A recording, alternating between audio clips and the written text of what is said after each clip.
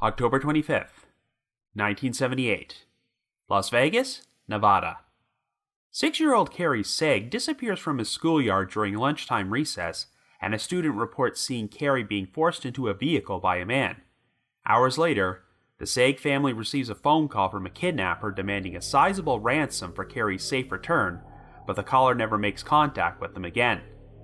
A man named Jerry Burgess draws suspicion from the authorities when he keeps inserting himself into the investigation, and he is eventually charged with Cary's kidnapping in 1981. However, Burgess winds up being acquitted of the kidnapping charge at his trial, and no trace of Cary is ever found. After that, the trail went cold.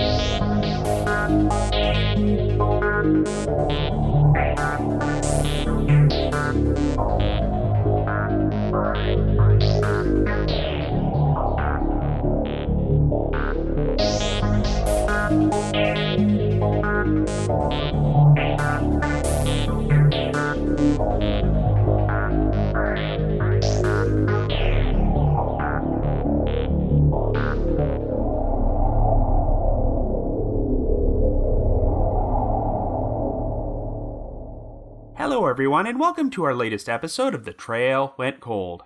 I'm your host Robin Warder, and on this episode, we're going to be covering an unsolved ransom kidnapping involving a 6-year-old child, the 1978 disappearance of Cary Sayegh. As you might know, this coming weekend, I'm going to be appearing on Podcast Row at CrimeCon in Las Vegas, and per tradition, whenever I attend a podcasting event, I always like to cover an unsolved case from the host city on the very same week. I don't believe the kidnapping of Cary Sayegh has ever been covered on a true crime podcast, but it's a pretty bizarre and tragic story. Cary's father was a wealthy businessman who ran a successful carpet business in Las Vegas, and he was actually facing some legal troubles at the time his son was kidnapped. The family received one phone call from a man who demanded a 6-figure ransom for Cary's return, but even though he said he would call back in 2 days to provide instructions for how to deliver the money, the Sayeghs never heard from him again. A promising suspect named Jerry Burgess would soon pop up on the radar as he inserted himself into the case by claiming he had been asked to act as an intermediary between the kidnappers and the family. Since Burgess had an extensive criminal history, this only made investigators suspect that he was either directly involved in Cary's abduction or exploiting a grieving family for his personal gain. But even though Burgess was charged with kidnapping years later, he wound up being acquitted at trial. However, even though double jeopardy will prevent Burgess from ever being charged with Cary's kidnapping again, he has technically not been charged with murder, and at one point, an elaborate FBI sting operation was launched in hopes that they could get Burgess to lead them to the location of Cary's body. But the whole thing never panned out, and after 4 decades, Cary is technically still a missing person, and we don't know the full truth about who was actually responsible for his kidnapping. So on this episode, we're going to explore all the different possibilities. However, before we get started, just a quick reminder that The Trail Went Cold is a weekly podcast, which is currently available for download on several platforms, including Apple Podcasts, Stitcher, Google Podcasts, and Spotify. So if you like this podcast, be sure to subscribe to it, and please leave us a rating or review on any of those sites to help spread the word and garner us more exposure. The Trail Went Cold is on Patreon, so if you would like to learn how to support the show, please visit our page at patreon.com/thetrailwentcold. For as little as $1 a month, you can garner access to exclusive rewards, which may include stickers and thank you cards, early access to episodes, and bonus content. So with all that out of the way, let us now explore the unsolved kidnapping of Cary Sayegh.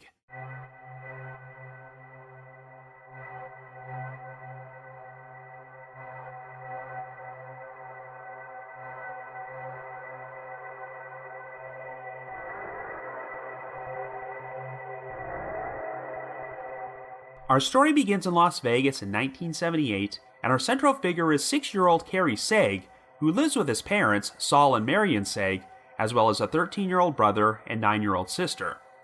After emigrating to the United States from the Middle East, Saul Sayegh struck it big when he opened a very successful floor covering business called the Carpet Barn in 1971, which eventually made him a wealthy man. Cary was born later that same year, but his birth was a very unusual one, as he had 3 extra toes on each of his feet, which would have to be removed by a surgery when he was only 3 months old and left him with permanent scarring. On Wednesday, October the 25th, Cary was just under 3 weeks shy of his 7th birthday and went to attend classes at the Albert Einstein Hebrew School where he was a first grader.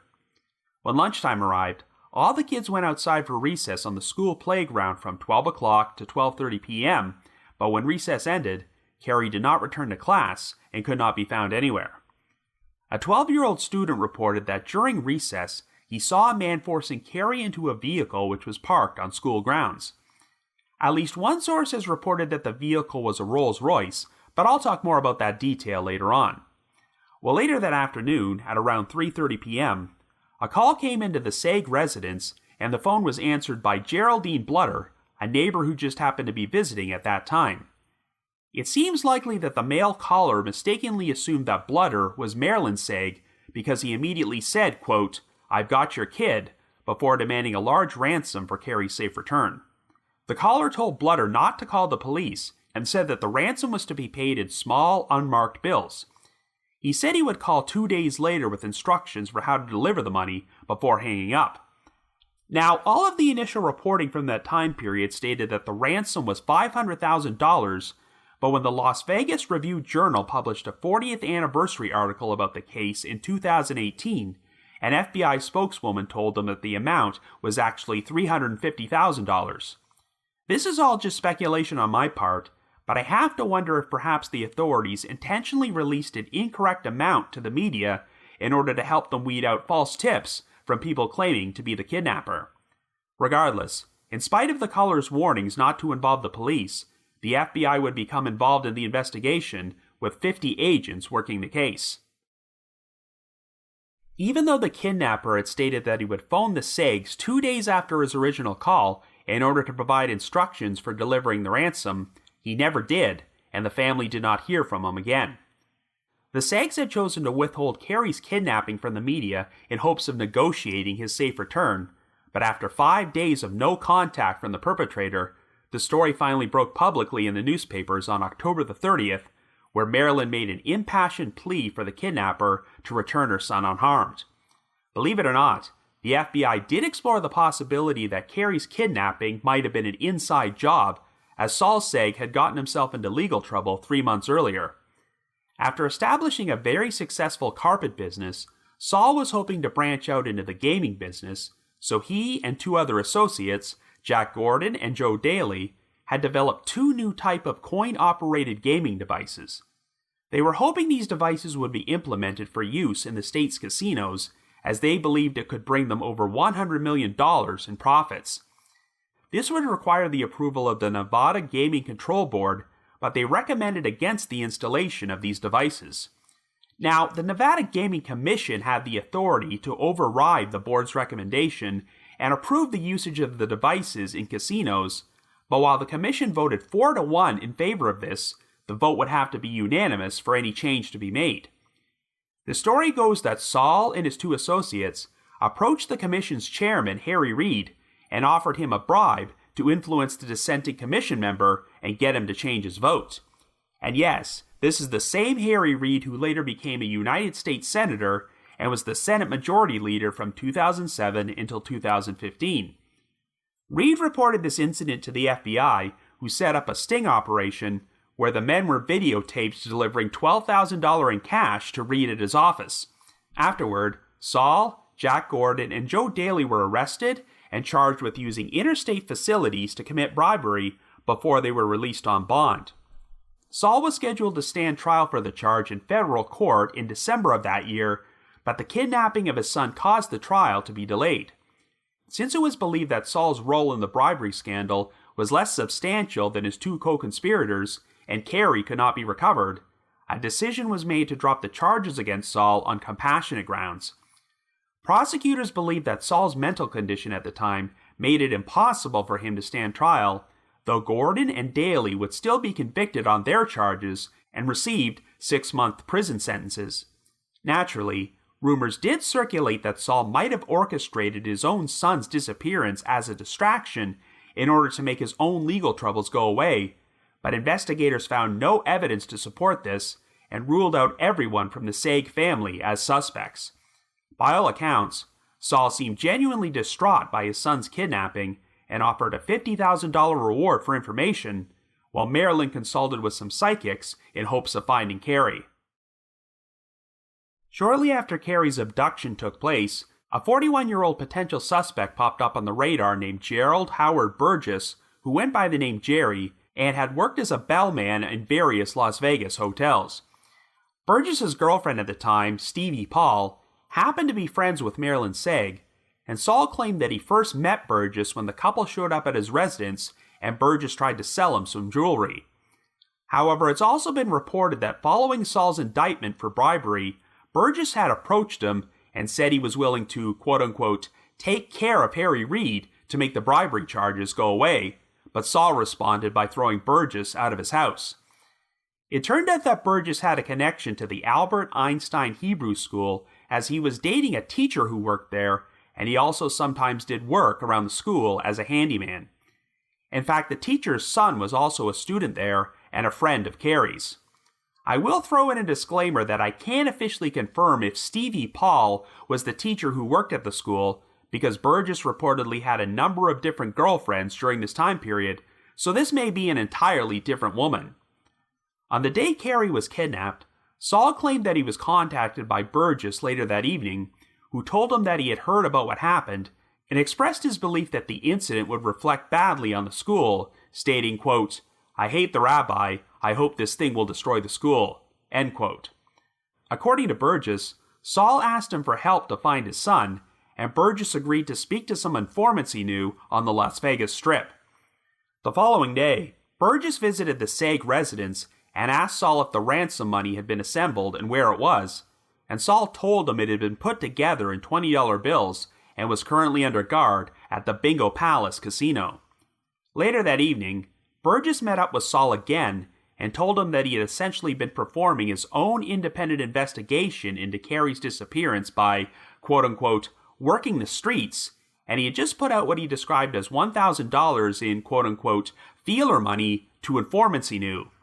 As a result, Burgess asked Saul to reimburse him the money, and Saul actually complied and gave it to him. Well, the following day, Burgess phoned Saul and shared a surprising story. According to Burgess, he was continuing to, quote-unquote, work the streets to learn whatever he could about the kidnapping, but while walking down the Las Vegas Strip, he heard a nearby payphone ring. A stranger decided to answer it and yelled out, "Are you Jerry Burgess?" So Burgess grabbed the receiver. The caller then told Burgess that he was Cary's kidnapper and wanted him to function as an intermediary during the ransom negotiations. The kidnapper said that he wanted a $25,000 down payment to be made in good faith and provided instructions for leaving the money under a garbage can. Burgess claimed that he complied with the kidnapper by leaving $25,000 of his own money at that spot for them, so he asked Saul if he could be reimbursed for it. Burgess said that he had been planning to use that money to put a $32,000 down payment on a house he was purchasing for his girlfriend, Stevie Paul, but she would lose the house if he did not pay that day. Burgess said Stevie would soon be showing up at the residence to collect the money, and sure enough, she arrived almost immediately after the call ended, and Saul agreed to give her a check for $32,000. Well, naturally, these actions aroused the suspicion of the FBI, who immediately took Burgess in for questioning and gave him a lengthy interview. But the answers Burgess provided to these questions were very evasive, and one FBI agent would later describe the interview as the most difficult he had ever conducted. But the situation with Burgess would grow even more bizarre. A short time after his interview, Burgess would contact Saul's attorney, Oscar Goodman, who was also a close friend of the Sayeghs. Since Burgess had seemingly appointed himself to be the unofficial intermediary between the kidnappers and the family, he claimed that he received another phone call from the perpetrator, who told him that one of Cary's shoes could be found in a desert area bordered by Desert Inn Road, Flamingo Road, and the Boulder Highway. When Goodman shared this information with the FBI, they would find a child's shoe at the location Burgess provided, and Marilyn would positively identify it as one of the shoes she had put on her son's feet when he went to school on the day he disappeared. Naturally, the FBI had come to suspect that Burgess was most likely involved in the kidnapping, as he had been seen on the grounds of the Albert Einstein Hebrew School during the time period Cary was kidnapped, and the 12-year-old student who witnessed Cary being forced into a vehicle identified Burgess as the man he was with. For his part, Burgess did not deny being at the school that day, but said that he had only stopped by to bring lunch for his girlfriend's son and had no involvement in Cary's disappearance. However, after hearing Burgess's voice, Geraldine Bludder, the neighbor who answered the ransom call from the kidnapping at the Sayegh residence, was certain that Burgess had been the caller. Well, on December the 12th, less than 2 months after Cary's abduction, Burgess would be arrested on the charges of rape and possessing a stolen pistol. By this point, the teacher whom Burgess had been dating came forward and told the authorities that 1 week before Cary went missing, Burgess had showed up at the Albert Einstein Hebrew School and invited her to take a ride with him, but he then proceeded to drive her out into the desert and rape her. Burgess was released on bond for these charges, but only 1 day later, he was arrested again after a federal grand jury indicted him on the charge of interstate theft. Back in 1976, Burgess had been dating another woman with elderly parents who lived in Texas. He passed himself off as a representative of the Caesars Palace Hotel and Casino and told the couple that it was experiencing serious money problems, so they were reaching out to people for loans in order to get back on their feet. He said that if they were willing to loan Caesars Palace $100,000, the casino would repay it all back within 1 year at 25% interest, but the only condition was that they had to keep the loan secret. Well, the couple bought this story, and they actually traveled to Las Vegas with a large bag containing $100,000 in cash. Burgess met them at the airport and drove them to Caesars Palace, where they witnessed him deposit their bag in the casino cage and receive a receipt for the transaction. Burgess then put the couple up in a comped room at the hotel, but what they didn't realize is that casino cages are only used as safety repositories for guests, so Burgess soon returned there and used the receipt to claim the bag before taking off with their $100,000. Burgess would ultimately receive a 15-year prison sentence for the rape, which was a state charge, and in addition to interstate theft, he was also charged with 1 count of tax evasion. Since these were both federal charges, Burgess was convicted of them in federal court and received separate 10- and 5-year sentences, which would be served concurrently with his sentence for rape. Burgess was subsequently sent to a federal prison in Pennsylvania, but while he was incarcerated, investigators continued to build up a case against him for his alleged role in Cary Sayegh's disappearance. Well, in March of 1981, a Clark County grand jury finally indicted Burgess on the charges of first-degree kidnapping and obtaining money under false pretenses. As you recall, Burgess had coerced Saul Sayegh into giving him a large amount of money under the pretense of reimbursing him for paying off the so-called kidnappers, but this was not the only example of Burgess using this tactic. On November 16, 1978, Hank Greenspun, the publisher of the Las Vegas Sun newspaper, had written a column in which he personally offered a reward for Cary's safe return with promises of anonymity. Well, Greenspun was soon contacted by Burgess, who told him that since he was functioning as an intermediary, he could deliver the reward money to the kidnappers and ensure Cary's recovery. Well, the two men arranged a meeting where Greenspun handed over $154,000 of his own money to Burgess. When Greenspun told Burgess that he wanted him to go pick up the kid, Burgess replied, quote, "I understand the transportation of that person is being done right now." But surprise, surprise, after they parted ways, Greenspun did not hear from Burgess again and never recovered his money. But what Burgess did not realize is that Greenspun had been wearing a wire, and the recording of their conversation would be used as evidence at his kidnapping trial. Since it could not be proven that any state lines were crossed during Cary's kidnapping, Burgess was indicted on state charges rather than federal charges, and the trial would take place in Clark County District Court. But since Cary's body could still not be found, and there was no conclusive evidence to prove he was dead, Burgess was not charged with murder. When Geraldine Bludder was called upon to take the stand at trial, she testified that she recognized Burgess's voice as the caller who had phoned in the ransom demand. The playground supervisor at the Albert Einstein Hebrew School claimed that she had seen Burgess on the school grounds talking to Cary on the day he went missing, and additional testimony was provided by a former business partner of Burgess who reported seeing him inside a car with a child about a mile from the school on that particular day. However, the prosecution's case would receive a major blow when the student who had seen a man forcing Cary into a vehicle was called to the stand. He testified that he knew Jerry Burgess because he worked as a handyman at the school, but when asked if Burgess was the man he saw with Cary, the student surprised everyone by saying no. One of the defense's main strategies was to cast suspicion away from Burgess by alleging that Sayegh had arranged his own son's kidnapping in order to avoid going to trial for the bribery charges he was facing. Burgess even took the stand to testify on his own behalf, painting himself as a family friend who only kept interjecting himself into the investigation because he wanted to help get Cary back. The trial lasted 3 weeks, and the jury would end up deliberating for 4 days, but they ultimately believed there was not enough evidence to prove Burgess's guilt beyond a reasonable doubt. On February the 9th, 1982, the jury announced that they had found him not guilty on all charges. Following his acquittal, Burgess told the media that law enforcement considered him to be a quote-unquote handy suspect because they had been under immense pressure to solve the case. He also expressed his belief that Cary was still alive and living in Israel, but did not provide any evidence to support this statement. Burgess was returned to federal prison to finish serving out his sentence on the federal charges, and after he was paroled in December of 1983, he was transferred to the Nevada prison system to serve out the remainder of his sentence for the rape, before he was released in 1989. Burgess soon married a longtime girlfriend of his named Phyllis and moved back to Las Vegas.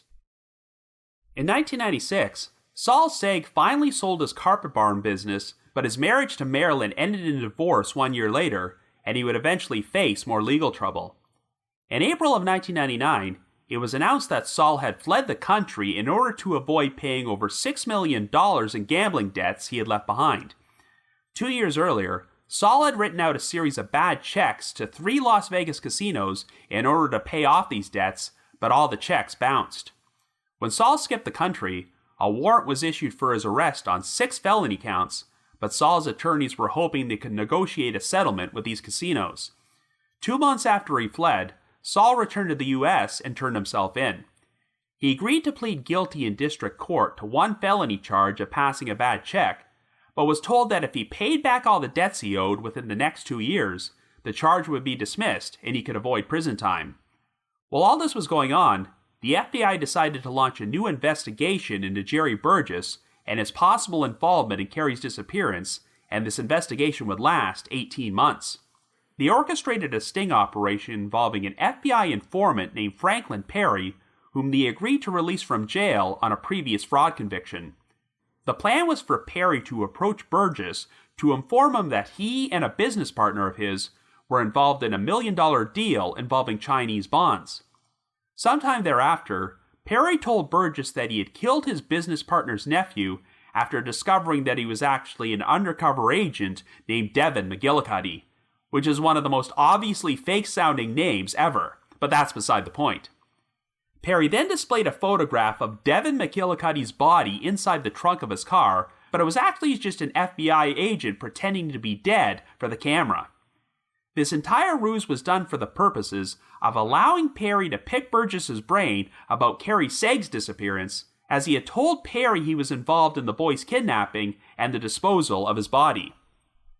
Burgess never actually made a direct confession to the crime, and he would often communicate in code by using words like puppies and Rottweilers as a substitute for bodies. He told Perry that he knew how to weld puppies and Rottweilers inside a steel drum filled with acid and could get rid of it at a place where no one would ever find it. Now, I just want to provide an assurance to all you animal lovers out there that Burgess probably never actually did that to any dogs, but was just using those code words to avoid admitting that he had once disposed of human bodies. But around this time period, investigators uncovered evidence that Burgess had rented welding equipment in the days prior to Cary's disappearance. Perry and another undercover FBI agent soon had a meeting with Burgess to discuss the disposal of Devin McGillicuddy. Since Cary's body had still not been found after 2 decades, they both wanted assurances that McGillicuddy's body would be disposed of in the same place, and Burgess responded by stating, quote, "I will get rid of your puppy, and it will be within spitting distance." Now, the original plan was for Perry to deliver a sealed steel drum to Burgess, which supposedly contained McGillicuddy's body, and he would tell Burgess that he needed to get rid of it immediately. As extra motivation, Perry would also say that he had used a gun Burgess had sold him to commit the murder and welded it inside the drum alongside the body. Since Burgess's fingerprints were still on the weapon, he now would have a vested interest in ensuring the drum was never found. What Burgess wouldn't know is that the FBI had attached a transponder to the drum, so they were hoping that when Burgess went to dispose of it, he would unknowingly lead them to the same location where Cary's remains were buried. Well, unfortunately, before this could take place, the FBI was forced to abandon their sting operation after Franklin Perry was arrested for running an unrelated Ponzi scheme on the side and sent back to jail. The FBI did not have the evidence to charge Burgess with anything in relation to Cary's case, but at one point during their sting operation, Perry had arranged for Burgess to sell a .22 caliber handgun along with a silencer, rubber gloves, and ammunition to the undercover FBI agent he had been working with. As a result, Burgess was arrested on October the 11th, 2000 on the charge of being in possession of firearms and ammunition while a convicted felon. After being convicted of the offense at trial, Burgess would be sentenced to 11.5 years in prison before he was released in 2013. When the Las Vegas Review-Journal published a 40th anniversary article about the case in October of 2018, reporters paid a visit to Burgess's home in Vegas, where he was still living with his wife, Phyllis. When they arrived, Burgess was sitting outside in a chair getting a haircut from his wife. By this point, Burgess was 81 years old and using a walker, but Phyllis told the reporters to leave because they had nothing to say. At the time of this episode's recording, I believe Burgess is still alive, but he has not revealed any new information about Cary's disappearance. When the Review-Journal attempted to speak to Cary Sayegh for this article, he declined to provide any comment, and they were unable to track down Marilyn Sayegh and her other 2 children. Unfortunately, after 4 decades, there are still no conclusive answers about what happened, and Cary Sayegh continues to remain a missing person. So I guess you could say, the trail went cold.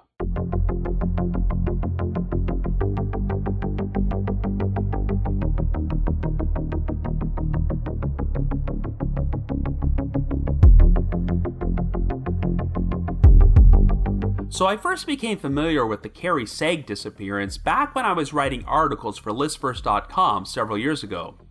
During that time period, I researched a lot of unsolved cases involving ransom kidnappings, and many of them seemed to have a similar pattern. After the victim went missing, someone would call their family with a ransom demand, and one of 2 things would happen. The kidnapper would provide the family with instructions for a ransom drop, but no one would show up to collect the money, or, as in this particular case, the kidnapper would never contact the family again or provide any instructions for how to deliver the ransom. But either way, the frustrating common thread in all these cases is that the actual kidnapping victim was never found. You get the impression that the kidnapper got cold feet about the whole situation and decided to kill their victim and dispose of the body, even though they didn't receive any money, making this a truly senseless crime. In this particular case, the Sayegh family only received 1 call about Cary's kidnapping and never even got the opportunity to pay the ransom, but the individual considered to be the prime suspect, Jerry Burgess, kept interjecting himself into the investigation and used the opportunity to extort money from multiple individuals. If Burgess was the perpetrator, perhaps he never had any intention to go through with the ransom drop, but instead orchestrated an elaborate con job to make as much money as possible, with Cary being nothing more than an innocent pawn. I think it's safe to say that the most famous ransom kidnapping of all time is probably the Lindbergh baby kidnapping, which occurred in March of 1932, when 20-month-old Charles Augustus Lindbergh Jr., the son of world-famous aviator Charles Lindbergh, was abducted from his residence and held for ransom. The baby's skeletal remains were eventually found, and a suspect named Bruno Richard Hauptmann was charged, convicted, and executed for the crime, but the case is still steeped in controversy to this day. One of the most unusual aspects of that case was the intervention of a man named John Condon, whom the kidnappers authorized to function as their intermediary with Lindbergh. Condon wound up delivering the ransom money to a man believed to be Hauptmann, but the child was never returned, and until Hauptmann was arrested 2 years later, there was suspicion that Condon was personally involved in the kidnapping.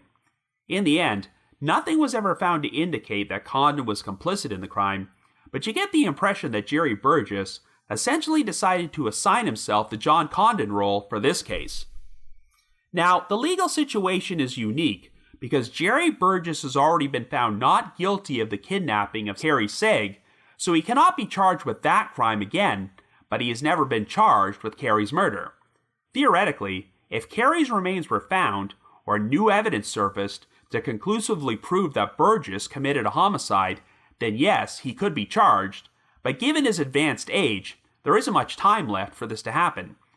If you're an Unsolved Mysteries fan, you're probably familiar with the story of Annie Herron, a wealthy socialite who was the victim of a ransom kidnapping in Mississippi in 1988. A suspect named Newton Alfred Wynn was eventually arrested because there was overwhelming evidence that he was responsible for Annie's abduction, and he received a 19-year prison sentence after being convicted of conspiracy to commit kidnapping, extortion, and perjury. However, because they could not recover Annie's body, and there was no concrete evidence of foul play, Wynn was never charged with her murder, even though it was pretty obvious that she was dead. And frustratingly, after Wynn served his sentence and was released from prison, he got to live the last few years of his life as a free man without revealing what happened to Annie. While Burgess was acquitted of Cary's kidnapping, he did spend an ample amount of time in prison for other charges, but it's pretty much the same situation as with Newton Alfred Wynn, as Burgess is currently a free man and has no real motivation to come clean about what happened. Now, going back to the Lindbergh kidnapping case, even though Charles Lindbergh Sr. was one of the most famous people in the world at the time his child was abducted, he was most definitely not a saint, and if you read up on his life, you'll know that he held some very questionable views and did a number of questionable things. This has led to conspiracy theories that Lindbergh himself might have been complicit in his own son's disappearance and death, though they have never been substantiated. When Burgess went on trial, I can see why his defense team decided to direct suspicion towards Cary Sayegh, as he was facing bribery charges at the time his son went missing, and they wound up being dismissed a few months later on compassionate grounds. However, while serving time in prison obviously would not have been an ideal situation for Saul, it's worth noting that his two associates from the bribery case, Jack Gordon and Joe Daly, were still convicted of these charges, but their sentences only wound up being 6 months. It definitely seems like a pretty major overreaction to stage your own son's kidnapping in order to garner sympathy and avoid what ultimately turned out to be a pretty minor stint in prison. However, while it pretty much seems to be a given that Burgess was involved in Cary's kidnapping, the situation with Saul's legal troubles has led to speculation that there could have been multiple participants. Now, I will add a disclaimer that one frustrating aspect of researching this case is that I've occasionally come across conflicting information from different sources. I mentioned earlier that most of the sources state that the ransom amount was $500,000, and the FBI has claimed in recent years that it was actually $350,000, though I theorize that the FBI may have intentionally leaked an incorrect amount to the press in order to help them weed out false tips. But there are conflicting details about other aspects of this kidnapping. For instance, when Saul testified at Burgess's trial, he stated that he only met Burgess on one occasion prior to his son's kidnapping, and that's when Burgess stopped by his residence alongside his girlfriend and attempted to sell Saul some jewelry. Yet you'll find some sources out there which claim that Burgess was a former employee of Saul's, which I do not believe is accurate. And it's also been reported that Burgess supposedly offered to take care of Harry Reid in order to make Saul's bribery charges go away, which led to Saul kicking him out of his house.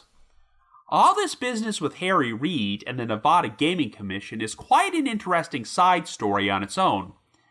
It seems like Saul's role in the bribery scandal has been downplayed, but one of Saul's associates, Jack Gordon, was a very sketchy character.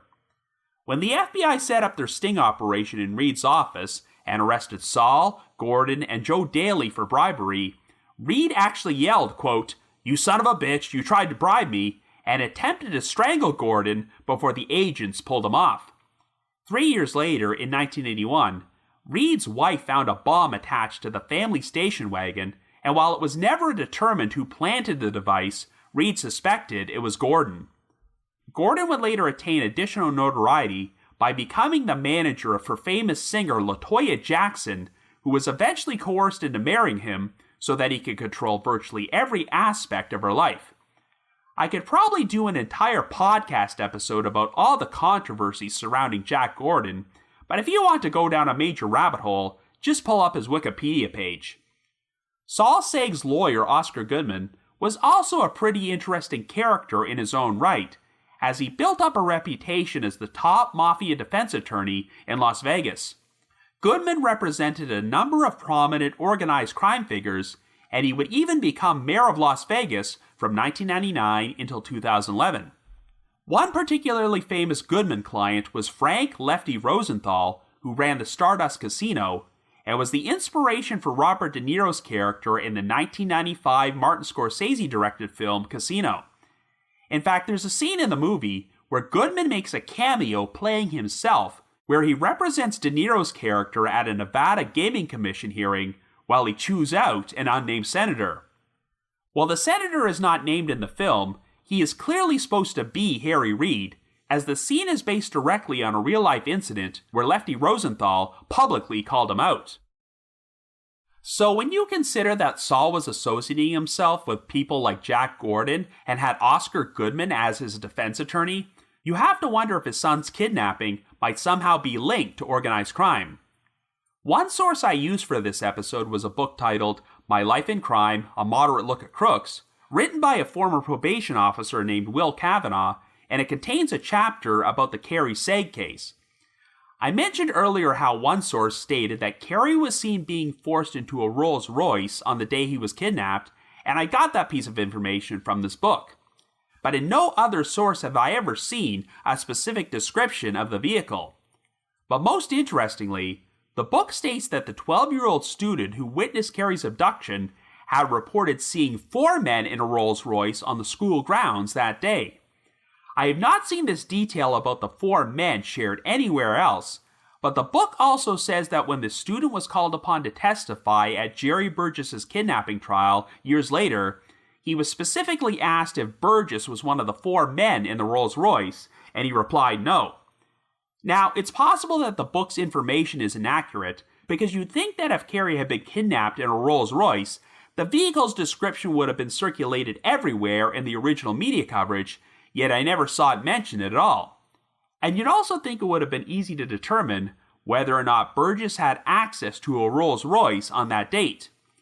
But if the sighting of the 4 men on the school grounds is legitimate, then this would suggest that there were multiple people involved in Cary's kidnapping, and Burgess wound up becoming the fall guy. Well, Will Kavanaugh's personal connection to this story is that when Burgess was later convicted on the federal charges of interstate theft and tax evasion, Kavanaugh was assigned to provide a pre-sentencing report for him. Kavanaugh says that when he went to visit Burgess in jail and told him how much prison time he would be facing, Burgess replied, quote, "Well, I'll be taken care of." And I'm now going to read the exact passage Kavanaugh wrote next, word for word. Quote, "I knew he meant that it would be by his reported employer, Al Colatro from Chicago, who had driven to Las Vegas despite bad health and sat through every day of the trial. There had been some speculation that the mob in Chicago had arranged the kidnapping so that Cary's father wouldn't talk when he came to trial, but as with every other theory, this one was never proved." End quote. While it is true that Saul Sayegh was planning to go on trial on the bribery charges less than 2 months after Cary was abducted, and I am intrigued by the idea that if he knew some incriminating information about the mob, holding his son hostage would provide him with incentive to keep his mouth shut. But my big issue with this theory is that if you do an internet search on Al Colatro, this so-called mob boss from Chicago, The only matches you'll get are literally the passages from Will Kavanaugh's book. I don't know if Kavanaugh got the name wrong, or it might have been misspelled, but I can't really share any thoughts on Al Calatro's supposed involvement in this kidnapping if I can't actually find any evidence that Al Calatro exists. I guess I can't rule out the possibility that Saul got himself in way over his head with this bribery scandal, and that his son's abduction was the result of his links to organized crime, but it's been over 40 years, and the only person who has ever been conclusively linked to the kidnapping is Jerry Burgess. We do know that Burgess could be placed on the grounds of the Albert Einstein Hebrew School around the time period Cary went missing, though he claimed that he had an innocent explanation for being there since he was delivering lunch to his girlfriend's son. It is odd that we have inconsistent accounts from the student about whether or not Burgess was the man who forced Cary into a vehicle, but we know that eyewitness testimony in criminal cases can be very fallible. But the fact that Burgess spent a lot of time on school grounds and did some work there as a handyman is very important, because he would have been familiar with the school's daily routine and known that Cary would be out on the yard for lunchtime recess between 12 o'clock and 12:30 p.m. In fact, it was alleged that Burgess could have used this opportunity to befriend Cary and gain his trust, which is how he managed to lure him into his car. Burgess's actions in the day following the kidnapping raised some major red flags, because for a guy who didn't even know the Sayegh family all that well and had reportedly only met Saul on one previous occasion, he certainly wasted no time at inserting himself into the investigation. I think we can agree that Burgess's account of how he became the intermediary between the kidnappers and the family is one of the most absurd and ludicrous stories ever shared in a criminal case. According to Burgess, he's quote-unquote working the streets and quote-unquote spreading feeler money around when he just happens to pass by a ringing payphone which is answered by a stranger who yells out his name. And when Burgess gets on the phone, the kidnapper essentially tells him, "Well, we want you to be the go-between and communicate with the family on our behalf. Oh, and we also want you to use your own money to leave us a $25,000 down payment without even telling the family first." I just cannot believe that Burgess would have the audacity to approach a grieving father who just lost his son and ask him to reimburse this money he supposedly used for a down payment without even providing any evidence to support his story. Even if Burgess had no actual involvement in the kidnapping, these actions paint him as a scummy con artist who exploited and preyed upon a kidnapped boy's family in order to profit.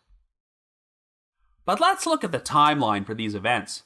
The phone call to the Sayegh residence from the kidnapper took place 3 hours after Cary was abducted and was answered by the neighbor, Geraldine Bludder, though it sounds like the caller might have mistakenly assumed she was Marilyn Sayegh. Bludder seemed pretty certain that Burgess was the caller and identified his voice during his trial, though we have to add the disclaimer that this was 3.5 years after the fact, so her memory was no longer fresh. That 40th anniversary article about the case I keep talking about from the Las Vegas Review-Journal said that a voice expert analyzed a recording of the call and found it probable that Burgess's voice and the voice of the caller was the same, but I am a bit confused about why a recording would even exist in the first place. It would be one thing if the Sayeghs had already contacted the authorities about Cary's kidnapping and were monitoring and recording all incoming calls to the residence, but at this particular point, no one was even aware that Cary had been abducted yet.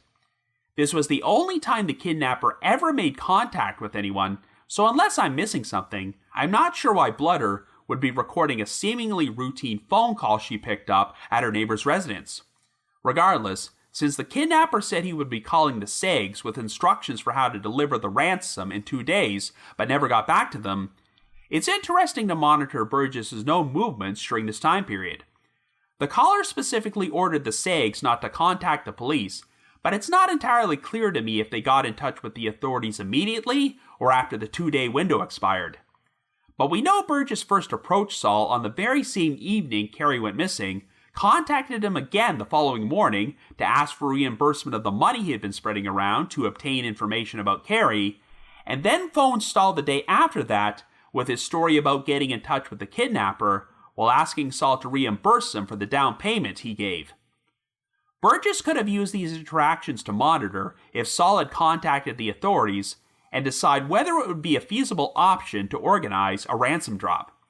Now, in many fiction films involving ransom kidnappings, such as the Mel Gibson thriller Ransom, you'll often see this criminal mastermind dream up some elaborate plan where they run the person delivering the ransom money around in circles to ensure that they are not being followed or tracked by the authorities.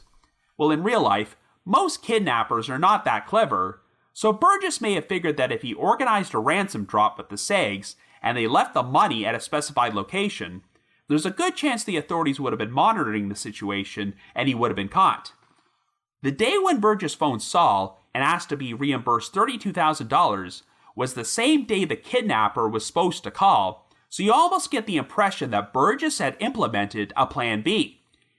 Even if Burgess couldn't collect a six-figure ransom, he could exploit the situation by extorting a decent amount of money out of Saul so he could still profit from the crime.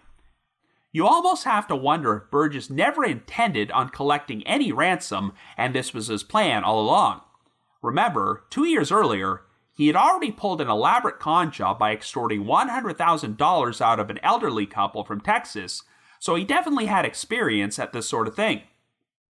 And let's not forget that Burgess led investigators to one of Cary's shoes, which was found in a remote area of the desert, after he supposedly received another phone call from the kidnappers informing him it would be there.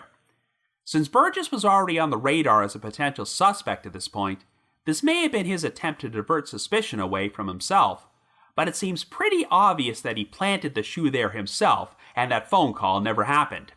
Sadly, if this whole kidnapping was intended as an elaborate con job to extort money from the Sayeghs, Cary was likely murdered a short time after he was abducted, and the idea that his body could have been welded inside a steel drum filled with acid before he was buried in the desert is truly horrific. If Burgess did it, you could assume that he killed Cary because he panicked and realized that he had gotten himself in way over his head and decided that Cary was a liability. However, Burgess supposedly rented welding equipment a few days before Cary went missing, which seems to indicate that this crime was premeditated and he was always planning to kill the boy and dispose of his body in that fashion, no matter what happened. I wonder where the investigation might have led if Burgess had not been arrested on the sexual assault and interstate theft charges less than 2 months later. Burgess's arrest did make the news, and while all the information about the shoe and the extortion money was not public knowledge at that point, the papers did refer to Burgess as a quote-unquote material witness in Cary's kidnapping. Details about Burgess's sexual assault on his girlfriend are very limited, but it's incredibly brazen that he picked up his girlfriend from her job at the Albert Einstein Hebrew School, drove her out into the desert and raped her, and then returned to the same school only 1 week later while his victim was working there in order to abduct Cary. When she came forward, it sounds like the authorities had no issues believing her story, since Burgess got a 15-year prison sentence for the sexual assault. Now, I mentioned earlier that Will Kavanaugh was assigned to write the pre-sentence report when Burgess was convicted on the federal charges of interstate theft and tax evasion. The maximum sentence would have been 10 years on one count and 5 years on the other, but Kavanaugh recommended a sentence of 5 years total. However, Kavanaugh was taken by surprise when federal judge Harry Claiborne imposed the maximum sentence on each count for a total of 15 years and stated, quote, "I want you to know that you are being sentenced for what you have done, not what you are thought to have done," end quote. It's been theorized that even though Burgess had not yet been charged with anything in relation to Cary Sayegh's kidnapping, Judge Claiborne personally believed that he was guilty of that crime and thought the appropriate response was to give him the maximum possible sentence on these other unrelated charges. Now, I am kind of torn about whether the jury made the right call when they decided to find Burgess not guilty at his kidnapping trial in 1982. On one hand, there was plenty of evidence to suggest he was guilty of the crime, but I can also understand them being thrown off by stuff like the former student testifying that Burgess was not the man he saw forcing Cary into the vehicle. Burgess actually took the stand to testify on his own behalf, which is generally not recommended for defendants and can backfire in a huge way, but it seems the jury did feel he came across fairly believably while proclaiming his innocence. Burgess also made some very calculated moves during the trial, such as when he loudly yelled out in court that he had passed a polygraph. Obviously, the judge admonished Burgess for this, since polygraph results are inadmissible as evidence, but even though the judge could tell the jury to disregard that remark, it's not like they could just unhear it. Since the jury deliberated for 4 days, they obviously did not reach their decision lightly, but while you could defend their decision to acquit Burgess on the kidnapping charge, I am surprised they did the same thing on the separate charge of obtaining money under false pretenses, because he was clearly guilty of that offense.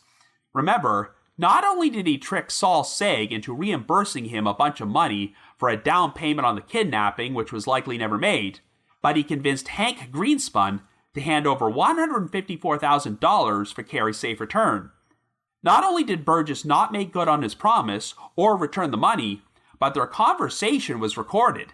So I'm really not sure why the jury acquitted Burgess on this charge, though it probably would have made much difference since he still had to finish serving quite a few years in prison on other charges.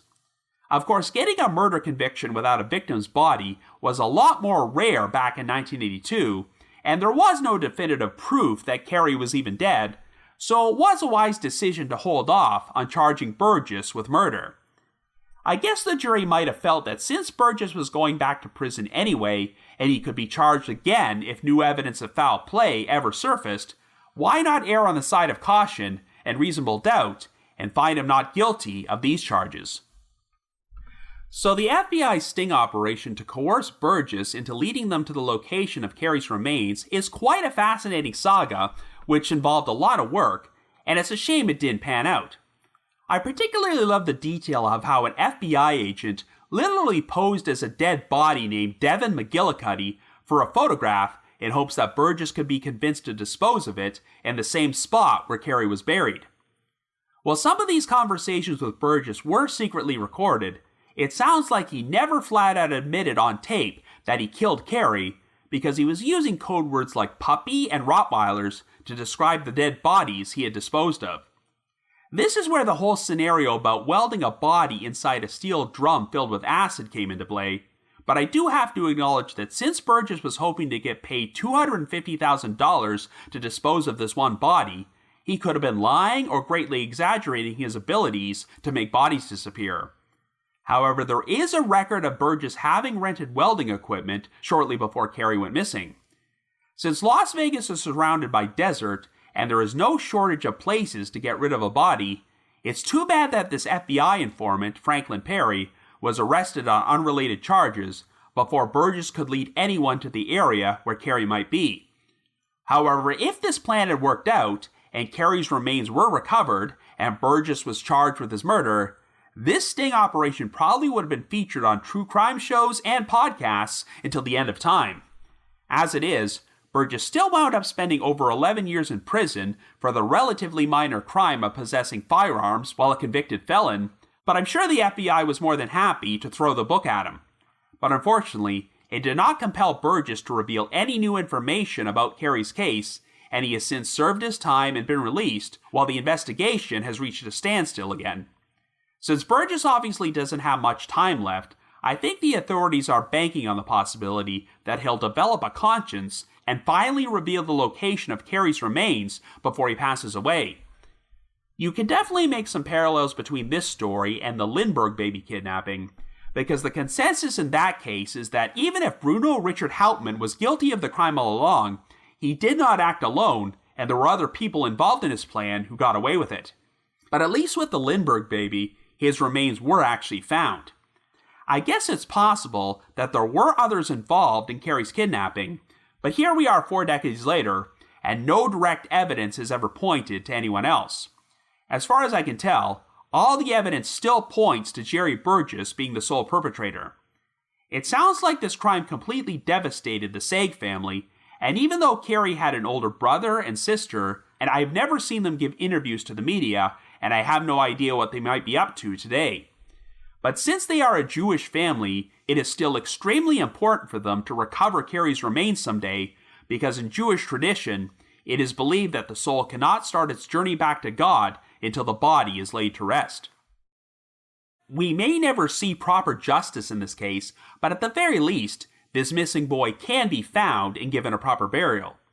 So if you happen to have any information about the disappearance of Cary Sayegh, please contact the Las Vegas Metropolitan Police Department at 702-795-3111. That's 702-795-3111. But if you just have your own thoughts about what happened, feel free to leave me a comment or send me an email to robin.warder@icloud.com. That's robin.warder@icloud.com. Now, the reminder that The Trail Went Cold is on Patreon, so please visit patreon.com/thetrailwentcold to learn how you can support our podcast and become eligible for some pretty neat rewards. This past month, I released a special bonus episode about the unsolved disappearance of Mel Wiley, a police chief who vanished from Hinckley Township, Ohio in 1985.